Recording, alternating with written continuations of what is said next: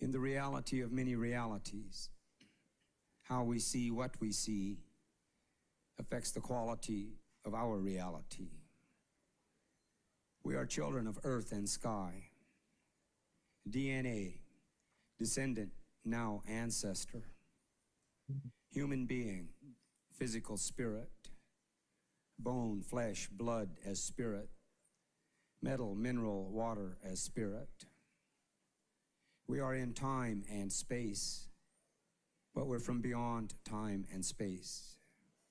The past is part of the present. The future is part of the present. Life and being are interwoven. We are the DNA of Earth, Moon, planets, stars. We are related to the universal. Creator created creation. Intelligence with clarity. Being and human as power. We are a part of the generations of evolution. We are a part of the memories. These memories carry knowledge. These memories carry our identity. Beneath race, gender, class, age, beneath citizen, business, state, religion, we are human being. And these memories are trying to remind us, human beings, it is time to rise up. Remember who we are.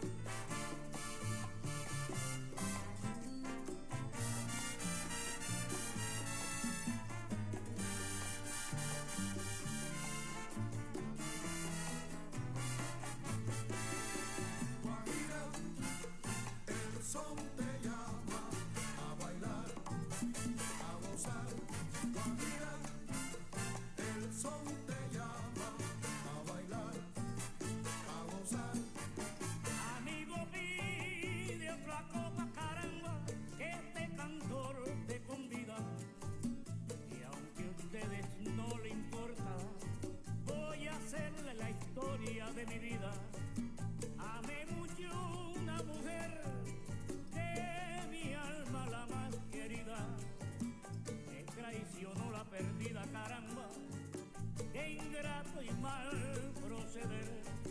Ella me hizo beber, ella me hizo un perdido. A la droga me tiré, amigo mío, y a la cárcel fui llevado. Los amigos me olvidaron, solo mi madre lloraba. A Dios pedía y rogaba que se salvara su hijo. Recuerden lo que les digo, que en la prisión y en la cama solo nuestra madre nos ama, caramba. No hay dinero, no hay...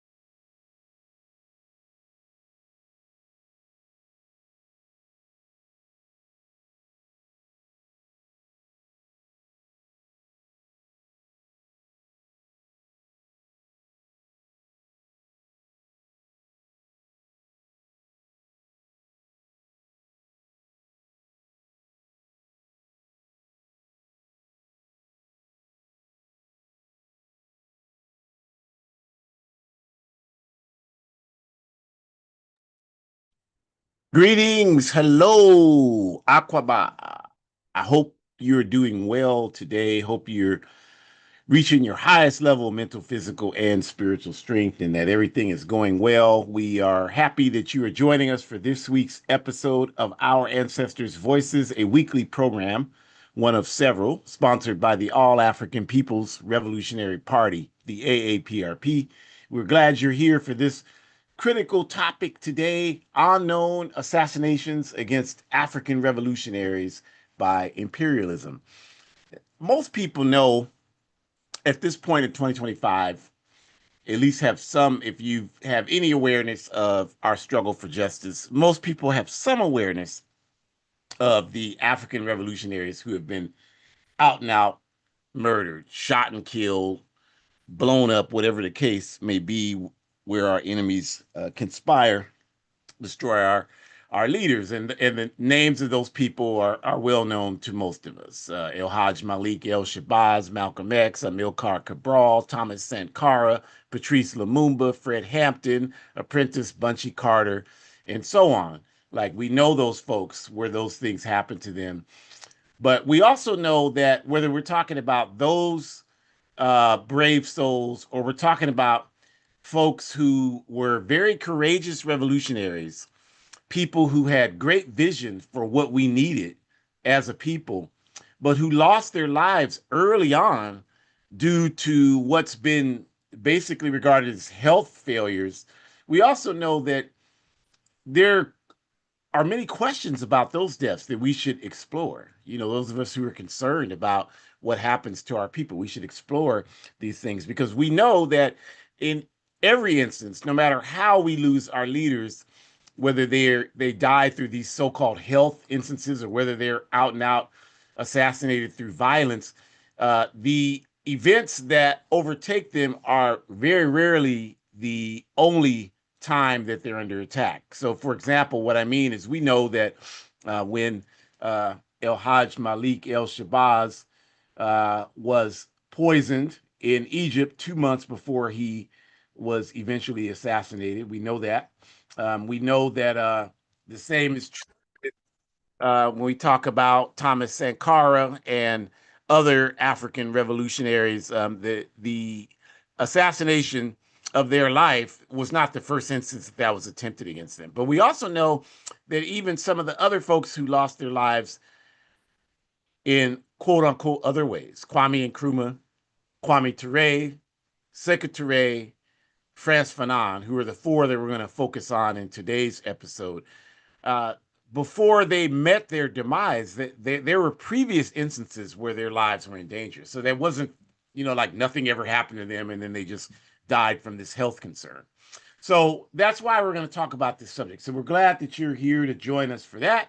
And we, of course, give honor and respect to the indigenous people of the Western Hemisphere and our African ancestors, who are the only reason why we are here breathing and able to continue this struggle. So we just start, as we always do, by just going through the brief introductions, our ancestors' voices. This program is sponsored by the All African People's Revolutionary Party, AAPRP.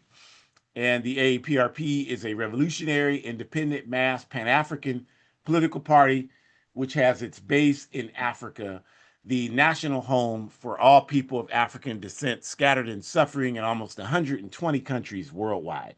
And our objective to address that suffering is Pan-Africanism, which we define correctly as the total liberation and unification of Africa under scientific socialism, or in a shorter version, one unified socialist Africa. That's our solution. We believe that until that solution is achieved, we will never, as a people anywhere on earth, have true freedom, self-determination, and dignity. That's the missing piece. No matter where we are, what language we speak, what faith we practice, what foods we eat, what dances we do, regardless of all of those things, how we do them the same, how we do them differently, until Africa is free, united, and socialist, we will never achieve our freedom, dignity, and self-determination. And so our work to achieve Pan-Africanism is outlined in Kwame Nkrumah's book, The Handbook of Revolutionary Warfare, the cover, which is on the screen here. And Nkrumah, of course, is the original visionary for the creation of the All African People's Revolutionary Party, from his experiences as the first head of state for Ghana, which was the first independent country in Africa. And once the Central Intelligence Agency led an effort to overthrow his government 9 years after it was instituted, he was, of course, in Guinea under the protection of the Democratic Party of Guinea and Sekou Touré. And it was there that he crystallized his perspective of what would be necessary to bring about the African Revolution and to guide it to success. So that's what our strategy is about, uniting all of the revolutionary Pan-African formations on the ground that agree that Pan-Africanism is one unified socialist Africa. Because people that are not in organizations, you ask them what Pan-Africanism is, they'll tell you some of anything. If they're not in a Pan-African political party, they'll tell you all kinds of stuff. But Pan-Africanism is Black people united. Like, what does that mean? I mean, that's really nebulous to me. That doesn't really mean anything. I'm united with you because our skin color is the same hue. I don't know anything about your values. Like, that has never made any sense to me. That's why we say there has to be a nation, class, and gender component to our analysis. It can't just be a race analysis. It can't just be a class analysis. It can't just be a gender analysis. It has to be all of those.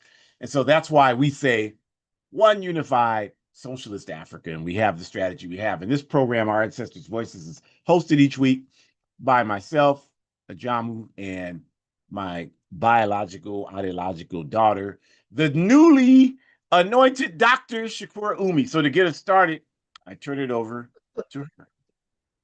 Hello, thank you, Baba John. Appreciate you. What's going on, good people? Good to have you all with us. Thank you so much for joining us for this very important topic. So we are really humbled to come to you today. And I think it's important to always continue to reflect and to shed light on the enemy that we are up against and what our tactics have been throughout time, because our ancestors have always paved the way and, left trails and breadcrumbs for us to follow. But this is why we have to increase our political education to learn and understand what exactly those particular communicative approaches have been from past ancestors who have been murdered and taken from us, probably way before their time probably would have come for them to pass on. And so, the best way for you to tackle any type of issue in your life, I'm sure people will agree, is first you need to understand what it is you're up against. You're not going to be able to eradicate capitalism or imperialism if you don't even understand what those entities are. You may not even know that those are systems. So first we need to kind of define what imperialism is, and then we can start to understand how it operates, how it functions, and more importantly, why this is a threat to us as a systematic way of ensuring oppression, dehumanization, and ultimately brutality and mortality, right? So when we think about imperialism, this is an international system where a dominant country steals resources from another country, right? So this dominant country is in a position to take these resources from somewhere else because of their power, because of their dominance, right? And so, of course, now this must rely on the political destabilization. So again, maintaining its dominance because it's able to break down that other country's politics, political structures, political views, whatever you may have, breaking that down, taking that down and uncentering it, destabilizing it.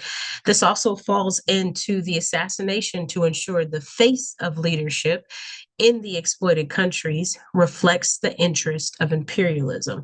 And that is why we hope you are with us today, because none of these faces that you see had any intention of reflecting imperialism. And for that, this is why we will always respect and pay homage to these comrades. We will always acknowledge and say their names.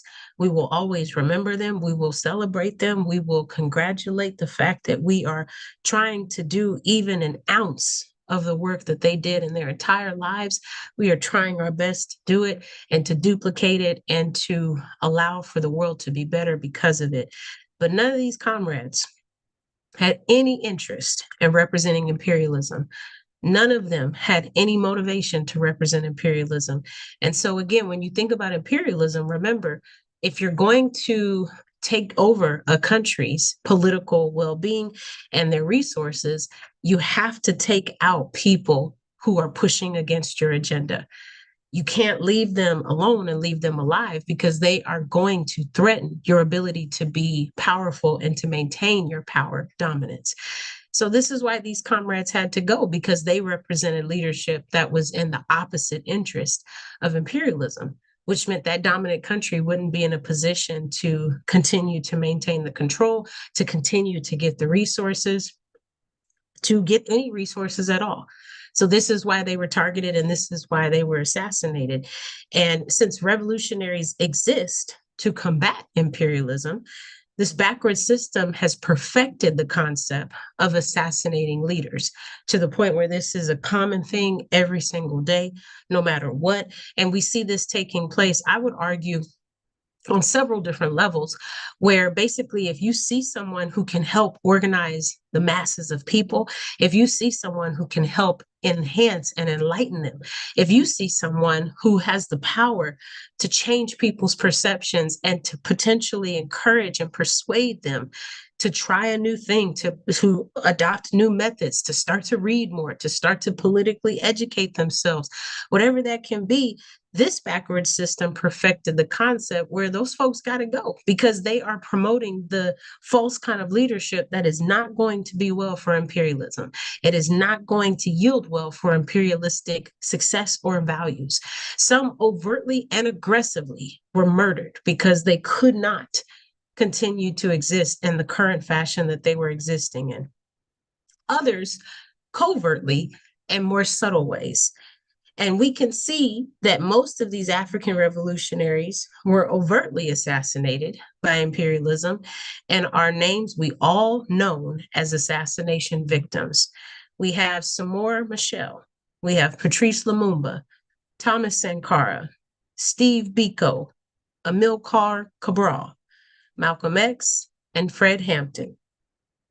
And so as we move to the next slide, we also want to encourage you all to continue to think not just about the ancestors that we are reflecting on today and how, we're so thankful and humbled and proud that they have had no issue at all standing on principle, standing, with all 10 toes in and being so brave and courageous. We are so thankful and humbled that they have intentionally set this lineage so that we could descend from them and that we could have that same courage running through our veins.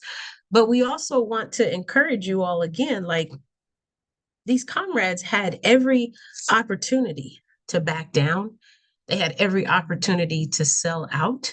They had every opportunity to leave the country. They had every opportunity to stop the work that they were doing. They have every opportunity to consider a new approach and adopt a more patriotic way of living so that they wouldn't have to be a threat to imperialism anymore. And, you can read some of the books that they left. You can listen to some of the audiobooks. You can watch the interviews on YouTube. You can continue to watch the seminars that we're providing or the podcasts or the other forms of media that we are providing as an organization when we talk about these folks. But the bottom line, as Baba Ajamu pointed out, a lot of these folks were getting death threats before they unfortunately took their last breath. They were already getting death threats. These folks had their houses bombed. These folks, their families almost died countless times, getting phone calls, threatening by phone call, threats by mail, mail threats, right? So we have these different interactions where we start to see that because they have always lived on principle, they have basically always been targeted. And I guess the question we want to ask you all is, how much more bigger than yourself do you see this really being? Because at the end of the day, if you're scared of having something happen to you, that's understandable. But I guess I'm asking us to think about these comrades that we mentioned: Patrice Lumumba, Malcolm X, Amilcar Cabral, Thomas Sankara. What if they had all decided that they were scared? What if they had all decided that they didn't want to fight against colonialism in the countries of Africa that still have an impact on how African people are treated today? What if they had decided they didn't want to take patriarchal, anti-patriarchal approaches? What if they had decided that they didn't want to continue to unite Africa? What if Malcolm had never decided to go home to the continent and had never been able to come back and talk about his experiences there and how it shaped him and how he started to see connections between the default and the disparities of Africans in the Mid-South and the default and the disparities of Africans all around the world? What if none of these folks had decided that they wanted to be brave and to stand for something? What if none of them had decided that? You and I would not be in the positions that we're in today. We would not have the privileges that we have today. And I guess I'm speaking more to our intellectual privileges, but we probably wouldn't have physical privileges. We probably wouldn't have emotional privileges. We probably wouldn't have the bandwidth that we have. We wouldn't have the tenacity and the audacity. We wouldn't have the encouragement. We wouldn't have the motivation. We wouldn't have the pride that we feel. We wouldn't have the consciousness that it is bigger than us. We wouldn't have that. And thanks to Kwame Ture, we wouldn't understand that because it's bigger than us, and thanks to Malcolm X, and thanks to Martin Luther King, this is why not only do we need to fight for our own advocacy, our own autonomy, our own decency, but thanks to Kwame Ture in particular, now we're in a position, thinking of the Student Nonviolent Coordinating Committee, where we're in a position where we understand it's not even just our own struggle. We need to help any marginalized group. So that means queer identifying individuals. We need to help differently abled individuals. We need to help anybody who is experiencing oppression just because they happen to appear to be different. That is on us, you all. That is on us. It's on us to recognize it. It's on us to reflect. It's on us to take the baton from Kwame Ture. That is on us. We cannot be subservient and self-righteous. We have to understand that we have a bigger principal picture here. We have to understand that. Because if they had not understood that, just think of how much farther back we'd be. Think of how much less progressive we could have been today if all these comrades that were listed before, and even some that we haven't mentioned yet, had all decided not to sacrifice because they knew that it was bigger than them. Just think about that. And it's going to be hard for you to think about what that could have been because you'll never know. You know why? Because they did sacrifice for us, because they did put their families on the line, because they put themselves on the line, because they believed in our people, because they believed that our people could be great, and they believed that our people deserve better, and they believed that we should believe that we deserve better. They believed that we believe that we deserve better. I hope you heard me the second time. So this means that this is bigger than us, and we have a responsibility. That means that their legacy is not complete until we all understand what our responsibility is to continue to push our own agenda forward, where we understand that we have a responsibility to help anyone who's experiencing oppression. Imperialism uses multiple approaches.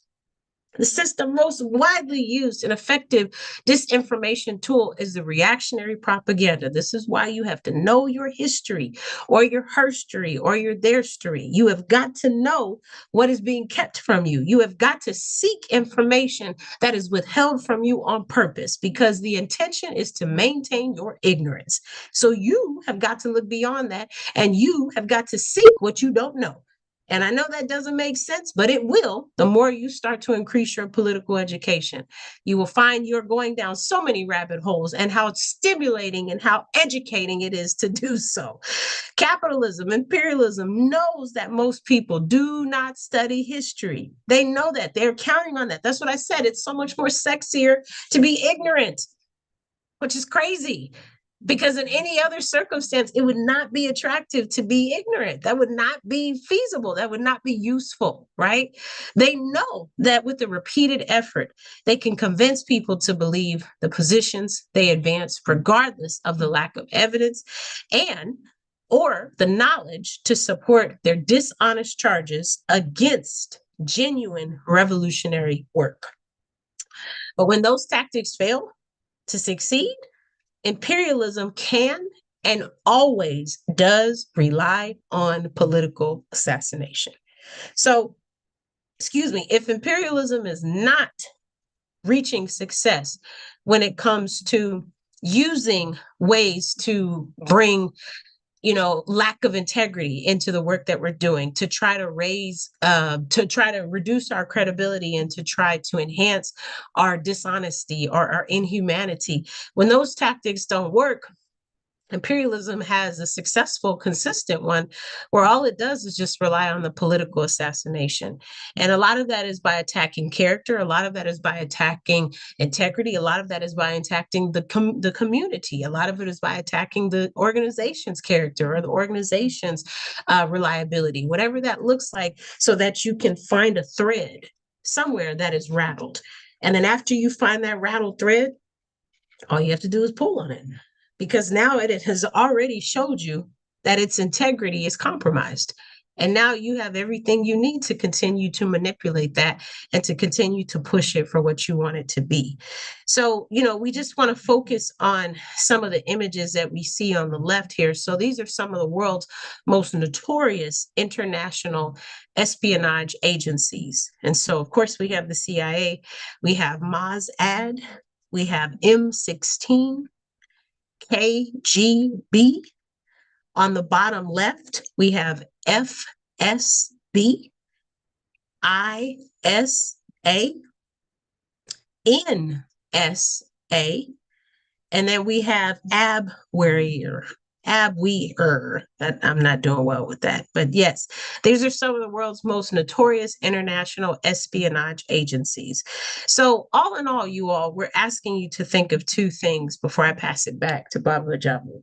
Of course, why did these comrades, why did these ancestors, why were they so interested in showing up for humanity and for showing up for African people to the point where they sacrificed for us?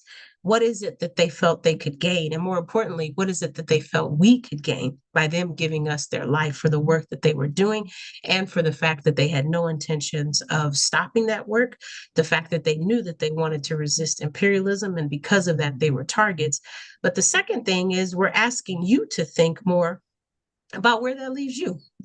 Where does that leave you in terms of this work that still needs to be done? And in terms of you understanding that if you're not in a position to help us because you're not increasing your political education, then what other ways can you help us do this work? If you don't want to resist the imperialist agenda, then how else can you support that? Can you support a Pan-Africanist organization? Can you donate books? Can you donate money for books? Can you donate resources? Can you help us make flyers? Can you drive comrades who can't make it to meetings? Can you give us your gas? Like, what can you do to support us? Because this is on all of us at the end of the day. And at the end of the moment, you can't say, well, organizers still didn't do nothing. And that's why we can't organize as a people when you're not standing on principle to even say that. That's simply not true. And the last thing we need to do is spew out more lies. So consider how you can contribute. If you're tired of the situation being what it is, what are you willing to do to fix it? And how does it benefit the masses of people? Ashe, obrigada, asante sana, midasi. So I want to talk about why would imperialism utilize subtle assassinations? In other words, why wouldn't they just overtly just murder everybody that they disagreed with? Why would they use other tactics that were more subtle, like poisoning people or doing things to make people gradually develop poor health that would eventually kill them? Why would they even bother with those tactics, right? And I think the answer, it's important to understand for us that when imperialism assassinates a revolutionary, they're doing that for strategic imperatives. In other words, if the political conditions permit them to murder a leader or someone who's perceived as someone who has people who look to them for direction, and if they can do that in a way that makes it look otherwise, then why wouldn't they do that? Because when they politically murder someone, when they just shoot and kill someone or, car bomb someone or do those types of things, those types of tactics can potentially backfire in the sense that they could inspire people. It could create a martyrdom complex, right? The person who's assassinated becomes a martyr, and that could precipitate a lot of people getting involved in the struggle, whereas before they probably would not have done that if that incident had not happened. So if they can get rid of somebody and make it look different, obviously people's react, if they look up to someone and that person is shot and killed, their reaction to that is going to be different than if they look up to someone and the person chokes on some meat and dies, or if they get COVID and die, or if they get cancer and die. They're going to look at that differently. They most likely won't see it the same way. They won't see it as a direct attack on them as they would when the person is shot and killed or blown up. And if they don't see it like that, the chances of them seeing the assassination as an impetus for them to step up their involvement in the struggle, it may happen, but most likely it won't. So that's the reason why, uh, that's a logical reason why imperialism would engage in subtle tactics to assassinate someone. We've talked before about how the broader perspective of the strategic imperialism, or that they do so much work, as Shakur briefly alluded to discredit the work. They do that by telling lies. Like if you look at like the Cuban Revolution, for example, they talk about what's a dictatorship. The people don't have any rights in Cuba. They're denied human rights. They pump that constantly, constantly, constantly. And everyone who, even I'm talking about even these people who go to Cuba just for tourist reasons that don't even know anything about the Cuban Revolution. Even those people that just surface level analysis, they just go in there because of the beaches and the bars and stuff. They don't even know anything about the history of the revolution.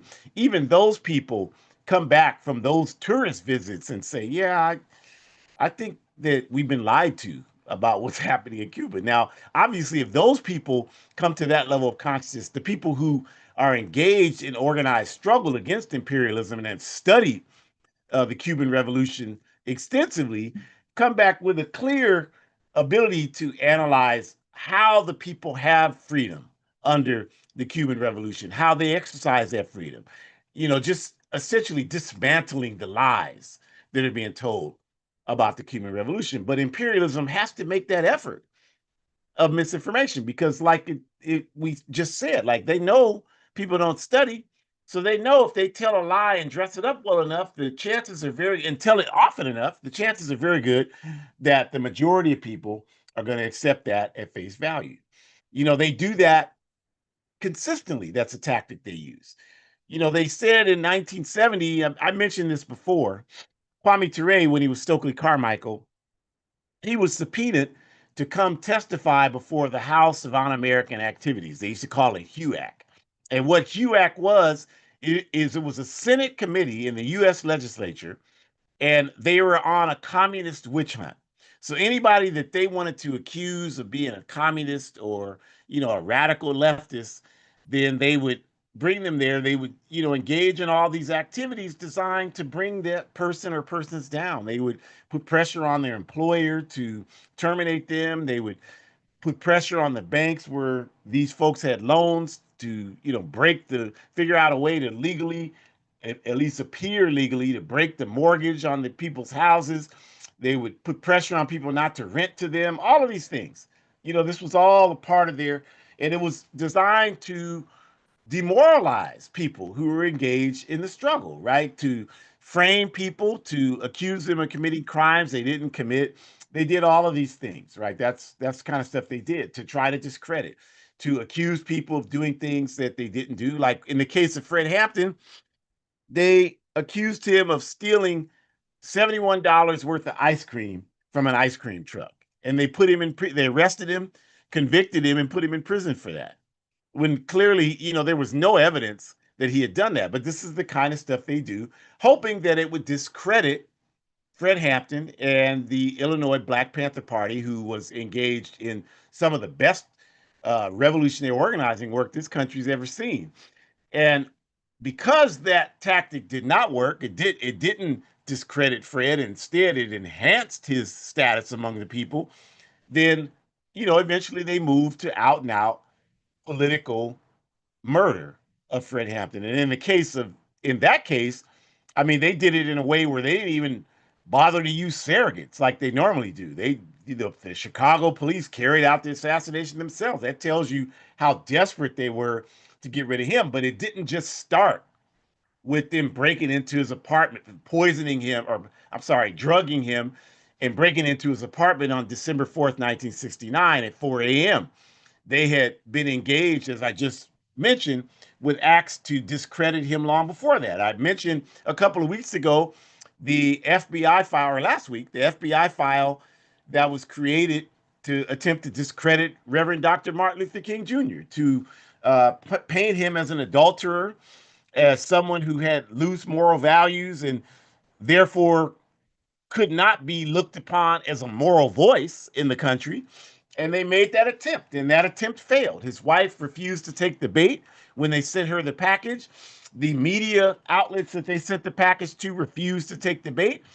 And so, of course, eventually he was violently murdered, right? That was the case. We talked about El Hajj Malik El Shabazz, Malcolm X, and how he was poisoned on December 3rd, 1964 in Cairo, Egypt, where the doctors there who, had no political consciousness, they weren't revolutionary doctors. They weren't in the Cuban Revolution or in Vietnam or China or anywhere like that at that time. They were just doctors in Egypt who had gone to medical school to become doctors and make a lot of money. And they happened to have him as a patient. And they were the ones that said that he had a toxic element in his stomach that they pumped out, that it wasn't just, a common sickness or a flu bug or anything of that nature, that it was a chemical toxin that was invasive to his body that somebody gave him. They said that. So that's documented.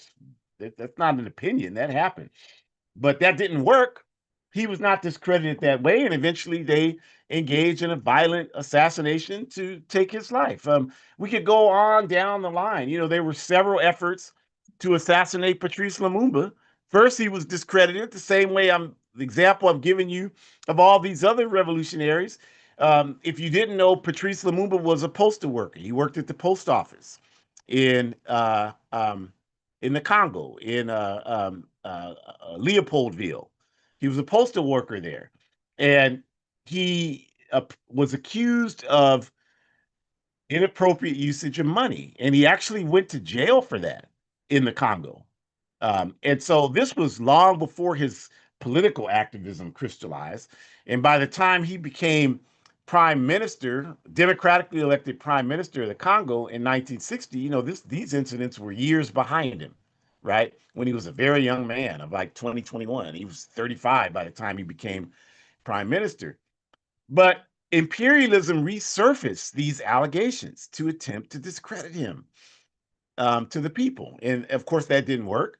And so they eventually led to the, you know, very complex conditions that led to him being violently murdered. Ernesto Che Guevara, another example. There were several efforts to discredit Che Guevara before he was eventually assassinated in Bolivia. Of course, he was assassinated in a combatant situation, so that's different.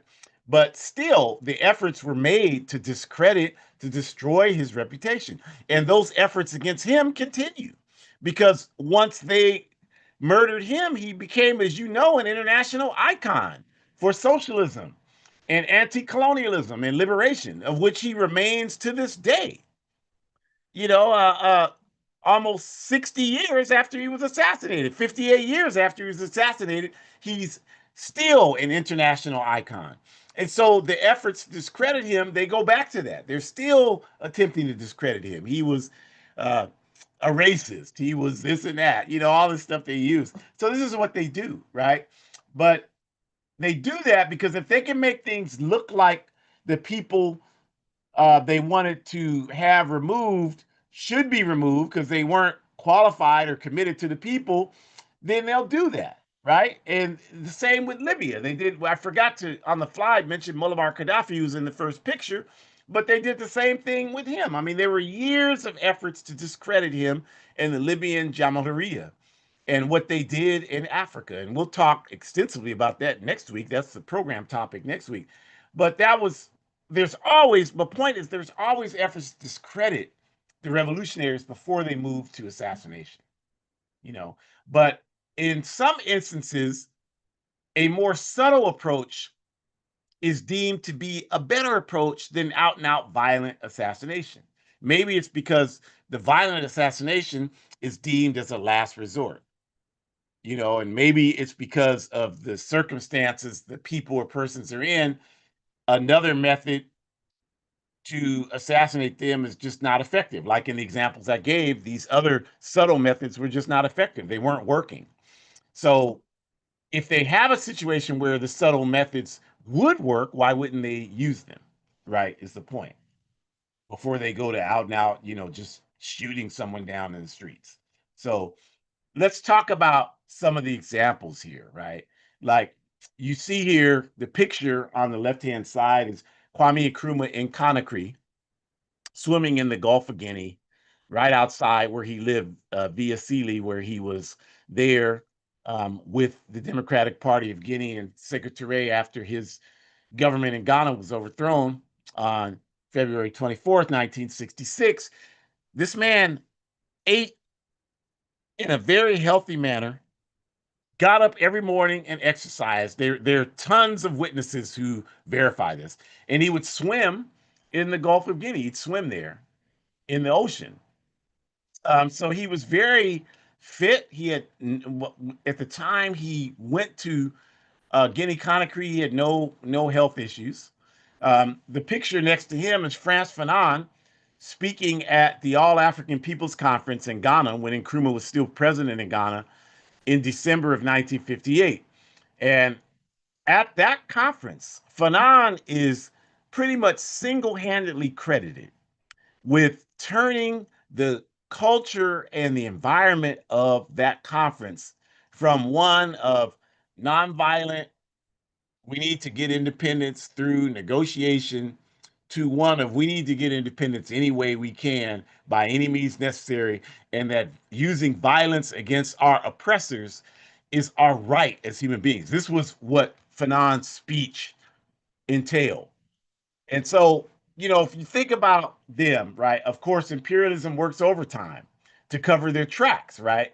So we're not able to say absolutely that Nkrumah and Fanon were assassinated. We can't say that. But we do want to have this discussion.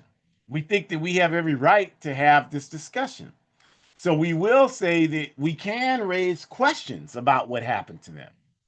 And we'll say that Nkrumah was, of course, viciously removed from Ghana, February 24th, 1966, and he went to Guinea. And he lived that healthy, conscious life in Guinea as a co-president there with Sekou Touré. And as I just mentioned, he exercised daily, he ate well, he was physically fit. He had a personal chef that was assigned to him, because you have to understand that imperialism made constant efforts to overthrow the Democratic Party of Guinea. They were trying to get rid of all of the revolutionary governments in Africa.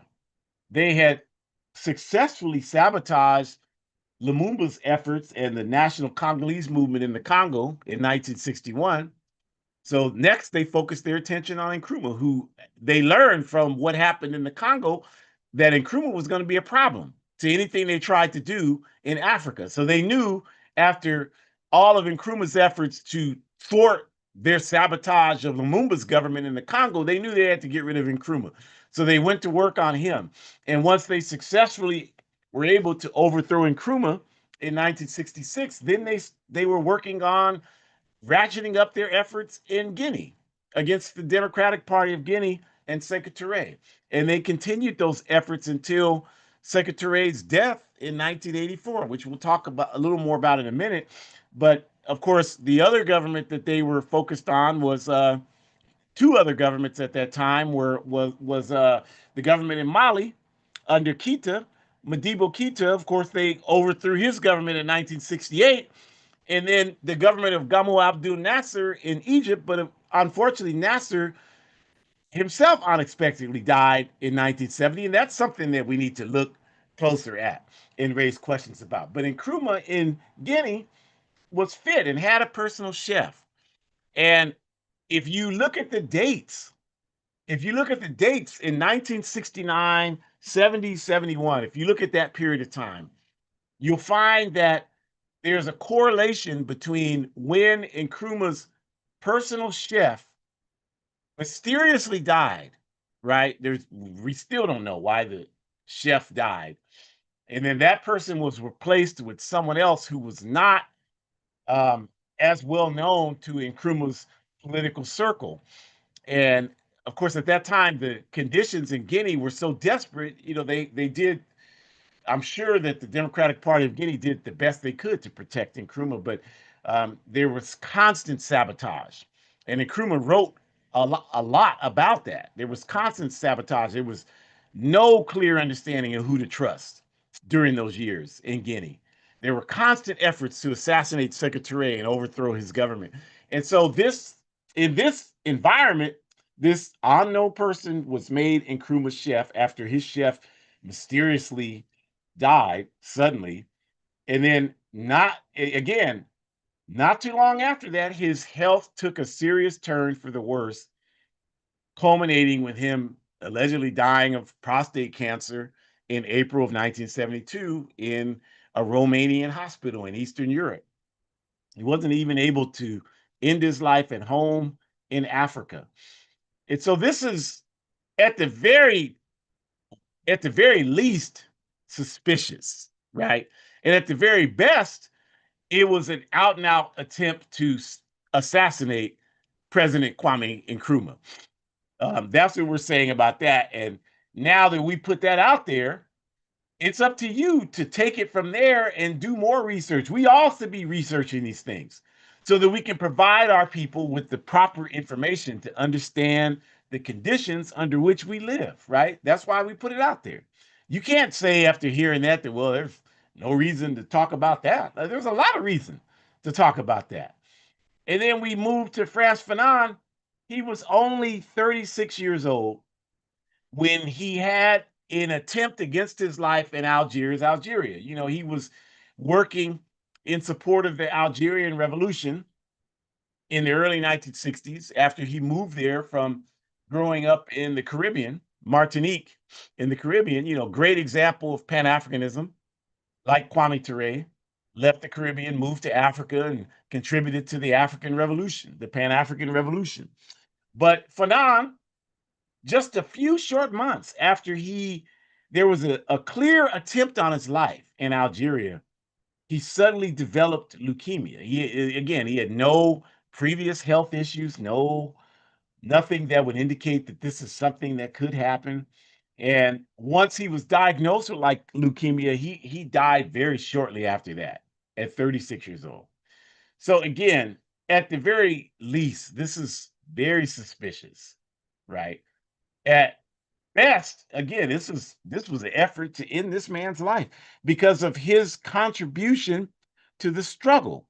He was arguing and articulating that these negotiations with these colonial regimes were not the best method that we should use to gain our freedom. He had made a very close friendship with Patrice Lumumba at the All African People's Conference in Ghana in December of 1958.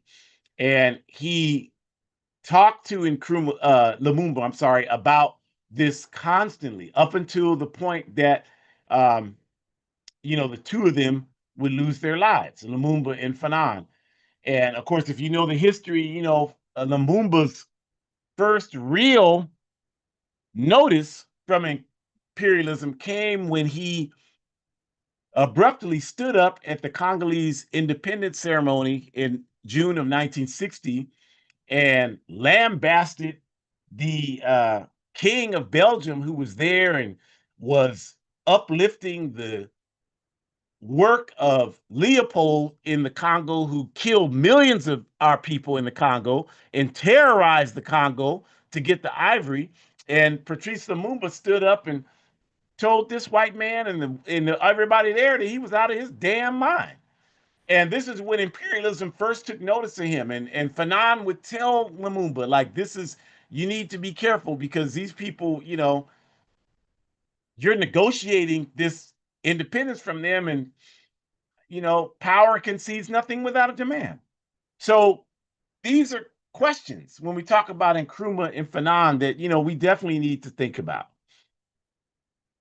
And then just more food for thought, right? Secretary, had, of course, long been a thorn in the side of imperialism. From the 1950s through the 1970s, he was, a constant target of imperialism to get rid of them.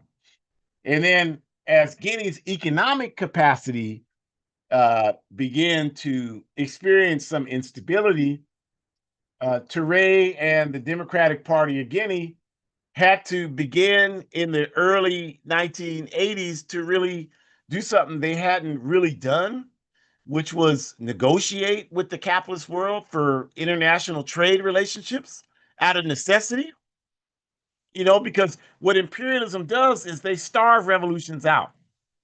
This is what happened to Guinea. They imposed these sanctions, these underground sanctions, and it's impossible for these countries to get rice at a reasonable price, to get grain at a reasonable price, to get spare parts at a reasonable price. This is what they've been doing to Cuba now for 63 years, right? So, or 60 years rather. So this is what they did to Guinea. And so they began to start trying to negotiate from a position of dignity around the question of capitalism's desire to get close to the bauxite reserves there in Guinea, and to negotiate around this.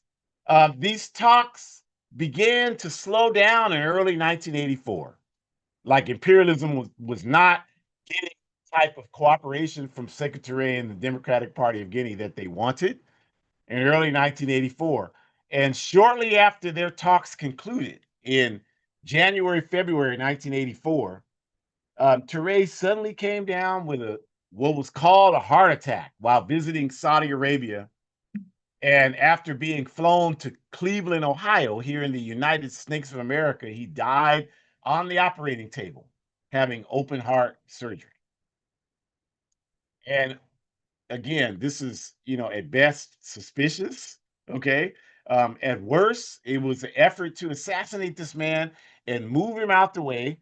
And once he was dead, they were able to have the unfettered access to Guinean bauxite, which is used to make, bauxite is used to make plastic, right? Aluminum, aluminum uh, products. And so they were able to get that, which they continue to have access to this day, while the people of Guinea have nothing.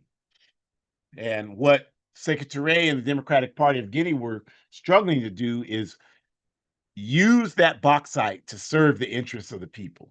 He was called a dictator, but there's no evidence that he used any of that bauxite wealth to enrich himself, not even a nickel. So if he was a dictator, he was the dumbest dictator ever. He didn't do anything to benefit himself. Everything he was doing was trying to benefit the people of Guinea, the people of Africa, the people of Africa all over the African world, inside and outside of Africa. So suspicious, highly suspicious. And then Kwame Ture. Kwame Ture talked often about imperialism's chemical warfare, right? It's well documented, the chemical warfare they employed against Fidel Castro in Cuba, over 600 documented attempts, many more than that, to kill Castro, slipping him poison, cigars, food, etc. There were similar efforts made against Patrice Lumumba to poison him. Before that, the subtle efforts were made before the violent assassination, right? They made several efforts to subtly assassinate Fidel Castro before they made several violent efforts to assassinate him. None of those, fortunately, were successful, right? We talked about the poisoning of Malcolm X in Egypt. Kwame Ture talked about all of this, right? All the time. And in 1996, Kwame developed prostate cancer. And despite receiving extensive treatment in Cuba and Libya, his conditions worsened all the way to his final breath. Kwame said loudly that the CIA gave me cancer. In fact, there was a banner at his life ceremony in Guinea-Conakry in November of 1998 in French that said that the CIA gave me cancer. Now, the CIA, the FBI, the CIA, they had targeted Kwame Ture for decades.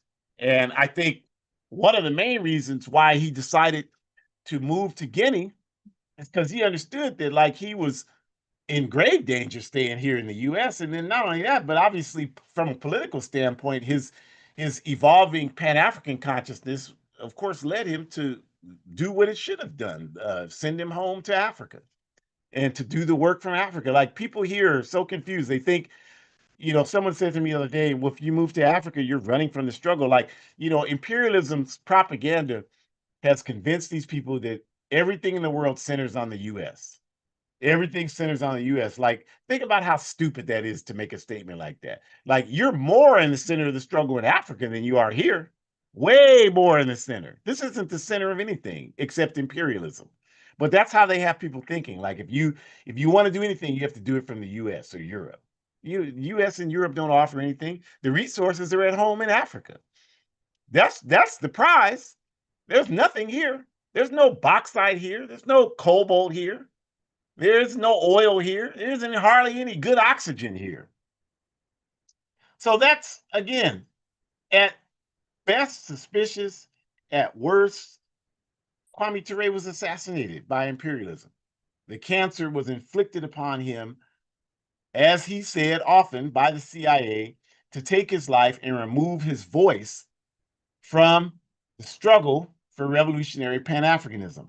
But, the good thing about this is the best lesson that we can learn from Kwame Ture is the work that he did, right? His work was never about, like, this man was the face of the African struggle for human rights and forward progress in the late 1960s in this country. There was no face that after the assassinations of Dr. Martin Luther King Jr. and Malcolm X, by mid 1968, there was not a single African face in this country that was more respected as a leader for our struggle in this country than Kwame Ture, who was Stokely Carmichael back then. That statement is irrefutable. That's why when the Black Panther Party wanted to draft him as a minister into the Black Panther Party, Eldridge Cleaver, who did and said a lot of wild things, but one thing he said at that time that was absolutely correct when asked why they wanted to then Stokely Carmichael to be a leader in the Black Panther Party, Eldridge said he's the most loved Black man in America. And so this is irrefutable. And the reason why that's important is because Kwame wasn't interested in having a title as the leader. He wasn't interested in, all of his political contemporaries, whether you're talking about Jesse Jackson, whether you're talking about Andrew Young, all the people that he struggled in the movement with during the 60s. John Lewis, all these people went on to become mayors of big cities. They went on to become governors. They went on to become senators, or not senators, but legislators on the national level. They went on to do those things. You don't think Kwame could have did that if he wanted to? If that was his political objective, you don't think he could have? He would have beat all of them. He was more respected than all of them. I'm not putting any of them down. That's just a fact. He put his life on the line more than, they love to talk about John Lewis, and John Lewis put his life on the line. No question about that. But he didn't do it any more than Kwame Ture did it. He wasn't out doing the projects that Kwame Ture was that put his life constantly on the line. He wasn't doing that. He had the Edmund Pettus where they beat him, and I respect him for that. But I'm just saying, Kwame could have been any of those things. But he wasn't interested in that. He was only interested, in his own words, in the power of the organized masses. And so his work to build revolutionary cadre, knowing he wouldn't live forever, and that the best work he could do was to build people to replace him. Not one person, not two people, but thousands, millions of people to replace him. That was Kwame Ture's work. And so he's been dead since November 15th of 1998. And here today, all these years later, almost 30 years later, there are revolutionary Pan-Africanist cadre with the vision that Kwame Ture provided to us all over the world. I'm one of them. And so you could, in Fred Hampton's word, you could wipe out the revolutionary, whether you do it covertly or overtly. You can kill the revolutionary, but you can't kill the revolution. And I think the greatest error they made with Kwame Ture is they didn't understand that. They thought that if they got rid of him and got rid of all these other people, that would stop the work. And they don't understand revolutionary cadre and mass leadership. And the fact that they don't understand that, one day soon is going to be their downfall. And so we want to thank you for joining us. We want to invite you to come back next week. We have a very interesting program for you next week, September 7th. It's going to be what happened in Libya since Gaddafi. In 2011, Barack Obama's regime led the North Atlantic Treaty Organization to obliterate the Libyan Jamahiriya. Before that happened, Libya was the shining light in Africa. It was the safest place in Africa. They provided resources all over the African continent, all over the world even. And they were helping to bring about stability all throughout Africa. And then NATO bombed them into submission. Muammar Gaddafi was captured and killed. And since that time, Libya is now the most dangerous place in Africa. So we're going to talk about that, right? And we want to invite you, the QR code in the upper left-hand corner, the red and white one, to scan that, and you can get information about all of these online programs that we host. So we encourage you to do that. And then we also, you can get information on our Forward Ever shop, where you can get hoodies and t-shirts that represent messages supporting the African Revolution. So you should do that. The proceeds go towards our work at home on the African continent. You can also find information about Hood Communists there.org, Revolutionary Pan-African blog. So you definitely want to check that out. And for those of you in Northern California, we want to again invite you every Thursday night from 6 to 8 p.m. here in Sacramento. We have community self-defense, where we train people in how to take care of their community when there's a physical threat. And that's at 2775 Cottage Way, Unit 15. You don't have to sign up. You don't just come and be prepared to do some work. And we hope to see you on Thursday. And then on Monday, September 15th, here in Sacramento, we have a program, Best Practices for Traveling to Africa. If you are thinking you want to go to Africa, and you should, we're going to be giving you all the information you need to do that. And that's going to be also from 6 to 8 p.m. on Monday, September 15th at the Shakur Center, 3230 Broadway, 3230 Broadway here in Sacramento. You don't have to sign up or just come through. Come through. We always have snack food, and we'll get you started with knowing what you need to know to go to Africa. So come on through. You don't have to pay anything for any of this stuff. All you have to do is be willing to participate. So why you don't do it, I wouldn't know. The bottom QR code on the right-hand side is for you to become a monthly sponsor to our on-the-ground work in the Sahel region of Africa, in Burkina Faso and Niger through Burkina Books.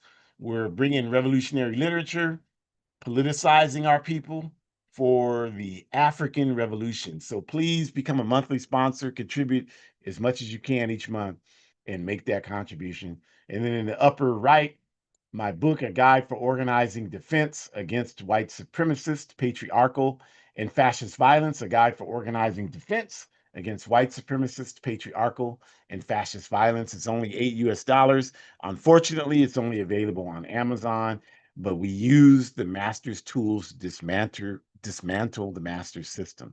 So first off, it's a great organizing book, if I can say so myself. And I'm not the only one saying that. A whole bunch of people have said that. Black Agenda Reports has said it. The Hampton Institute has said it. A whole bunch of people have said it. So you can check it out yourself. But it's a great organizing book. But also, 100% of the proceeds go towards our anti-fascist work here, which we're doing a lot of that. And we need supplies. We need supplies for our community self-defense training. So when you buy books, it helps us. So we encourage people. I encourage you, get books, get study groups, read it, buy the books, and we can get these pads, and we can help contribute to preparing our communities to do the necessary work so that we can be free, y'all. So we thank you for joining us. We hope you have a great rest of your day. Forward ever, backwards never.